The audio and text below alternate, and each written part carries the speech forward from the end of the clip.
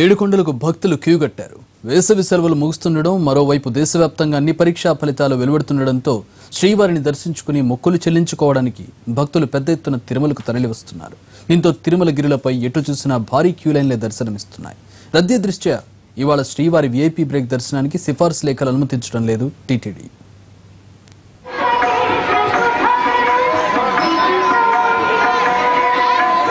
తిరుమల భక్తజన సందరంగా మారింది. కలియుగ వైకుంఠనాథుని దర్శించుకునేందుకు భక్తులు పోటెత్తుతున్నారు. దీంతో క్యూ కాంప్లెక్స్లు నిండిపోయాయి. 31 కంపార్ట్మెంట్లు నిండి వెలుపల 2 కిలోమీటర్ల మేర క్యూ లైన్లో వేచి ఉన్నారు సర్వదర్శనం భక్తులు. నడకదారి భక్తుల కోసం ఏర్పాటు చేసిన 22 కంపార్ట్మెంట్లు కూడా నిండిపోయి వెలుపల నారాయణగిరి ఉద్యానవనంలోని తాత్కాలిక లైన్ల వరకు భక్తులు కిటకిటలాడుతున్నారు. దీంతో సర్వదర్శనానికి 20 గంటల సమయం పడుతుంటే నడకదారి భక్తులకు 16 గంటలు, ప్రత్యేక ప్రవేశ దర్శనానికి 3 గంటల సమయం పడుతోంది.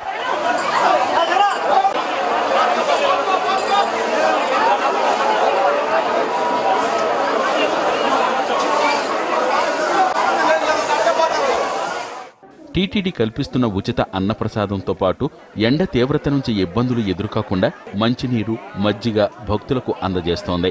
అయితే వసతి సౌకర్యం లేక భక్తులు తీవ్ర ఇబ్బందులకు గురవుతున్నారు. చాలా మంది భక్తులు రోడ్లపైనే సేద తీరుతున్నారు. రద్దీ కొనసాగుతుండటంతో సామాన్య భక్తులకు ప్రాధాన్యత ఇచ్చేలా వీఐపీ బ్రేక్ దర్శనాల కేటాయింపును పూర్తిగా నియంత్రించింది టీటీడీ. సిఫార్సు లేఖలను నిరాకరిస్తోంది.